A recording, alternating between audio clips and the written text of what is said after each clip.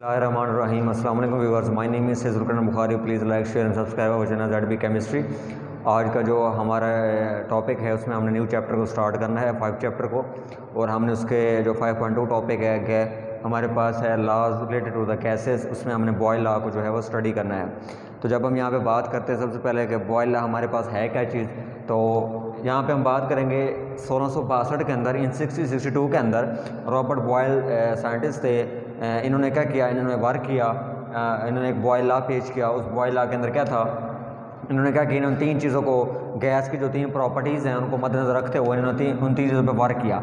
एक था हमारे पास टेम्परेचर, और उसके अलावा एक था हमारे पास वॉल्यूम, और एक था प्रेशर। यानी कि ये 3 चीज़ों पे क्या हुआ, वर्क किया गया। और इसमें जो टेम्परेचर था वो क्या था, कांस्टेंट था।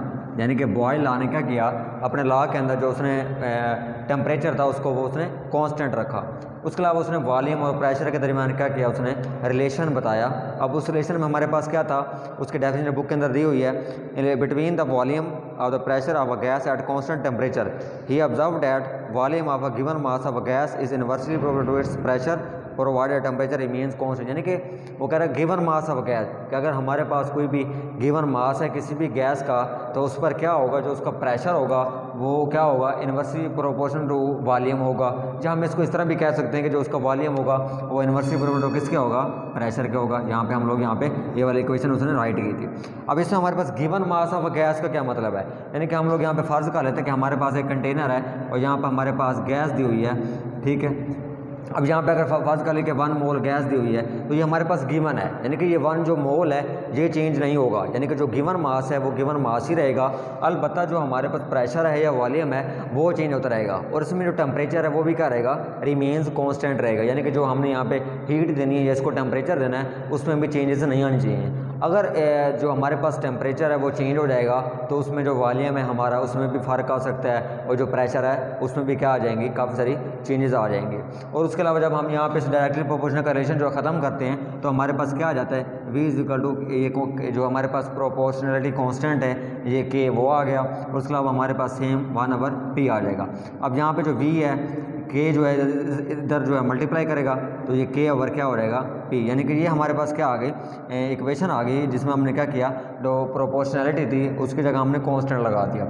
अब जब हम इसको यहीं रहने देंगे, जो हमारे पास प्रोपोर्शनली कांस्टेंट रहे और K हमारी जगह क्या आ जाएगा, इधर आ जाएगा, तो ये हमारे पास इधर आकर मल्टीप्लाई करेगा। तो ये हमारे पास क्या आ गई, प्रोपोर्शनली कांस्टेंट की एक इक्वेशन आ गई। इसके अंदर क्या यहाँ पे बयान किया गया है कि जब हमारे पास किसी भी कांस्टेंट वैल्यू के ऊपर जो हमारे पास प्रेशर एंड वॉल्यूम होगा उसकी वैल्यू हम लोग यहाँ से फाइंड आउट उसकी कर सकते हैं, कि अगर हमारे पास कांस्टेंट की वैल्यू दी हो तो हम Vp की वैल्यू से उसको हम फाइंड आउट कर सकते हैं। उसके अलावा फिर उन्होंने क्या कहा, where K is the proportionally constant the value of K is same for the same amount of the given gas. अब उन्होंने कहा कि जो हमारे पास वैल्यू है गिवन मास ऑफ गैस वो हमारे पास क्या होगी, सेम होगी। उसके अलावा फिर इसके हवाले से जो बॉयल लॉ का एक्सपेरिमेंटल वेरिफिकेशन भी उन्होंने की इसके ऊपर, यानी कि वाकई क्या ये इनवर्सली प्रोपोर्शनल है, उन्होंने इसको प्रूव करने के लिए उन्होंने एक्सपेरिमेंट भी किया था।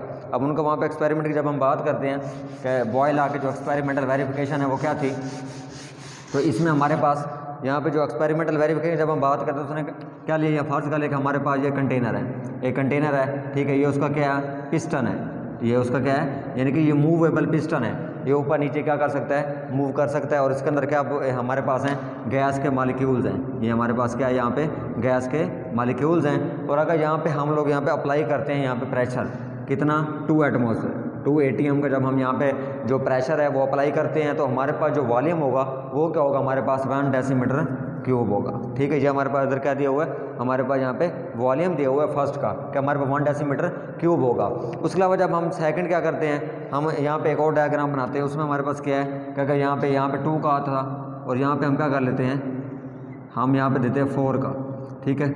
ये हमारे पास यहाँ पे क्या है, गैस के जो मॉलिक्यूल्स हैं वो पाए जाते हैं। तो यहाँ पे हमारे पास 4 ATM का क्या है, हमने प्रेशर अप्लाई किया है, तो हमारे पास जो वॉल्यूम था वो क्या होगा, 0.5 डेसीमीटर क्यूब। यानी कि आप लोग यहाँ पे ऑब्जर्व कर सकते हैं यहीं से इन 2 डायग्राम से कि अगर हमारे पास 2 ATM हमारे पास क्या था, प्रेशर था, और जो उसका वॉल्यूम था वो क्या था, 1 डेसीमीटर क्यूब। लेकिन फिर क्या हुआ, हमने प्रेशर को इंक्रीज़ कर दिया।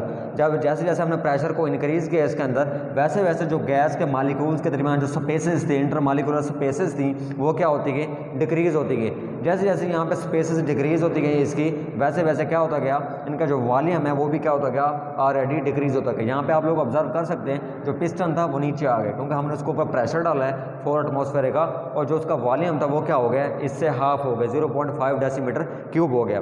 अब हम नेक्स्ट क्या करेंगे, हम एक और डायग्राम यहाँ पे बनाते हैं, तो इसका क्या हो जाएगा, इससे भी कम हो जाएगा। यहाँ पे जो पिस्टन था ये यहाँ पे आ जाएगा, और इधर हमने क्या किया, ये गैस के मॉलिक्यूल्स थे ये मूव कर रहे थे, इधर क्या आ गया 0.33 डेसीमीटर क्यूब, और यहाँ पे जो प्रेशर यहाँ पे हमने किया वो 6 atm था।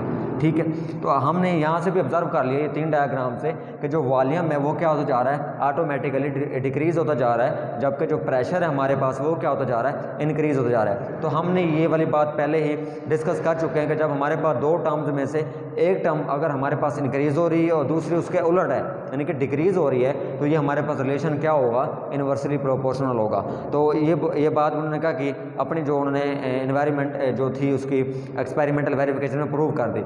अब इसमें क्या बात है कि जो हमारे पास इनिशियल वॉल्यूम होगा वो क्या होगा, हमारे पास V1 होगा। ठीक है, ये हमारे पास फर्स्ट वॉल्यूम है, और जो हमने प्रेशर अप्लाई किया ये हमारे पास क्या है, P1 है।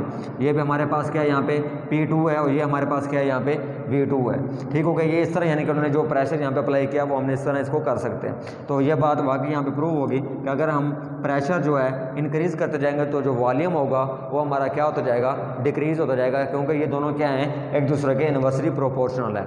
उसके अलावा बॉयला ने यहाँ से एक और रिज़ल्ट भी निकाला कि अगर हमारे पास उन्होंने एक रिज़ल्ट यहाँ पे क्या निकाला कि अगर हमारे पास यहाँ पे P1 हो, ये V1 के इक्वल होगा, और P2 किसके इक्वल होगा, V2 के। अब इससे क्या मुराद है, इससे ये मुराद है कि यहाँ पे जो हमारे पास इनिशियल प्रेशर होगा और इनिशियल वॉल्यूम होगा वो किसके इक्वल होगा, फाइनल प्रेशर के एंड फाइनल वॉल्यूम के। यानी कि उन्होंने ये बात यहाँ से ऑब्जर्व की।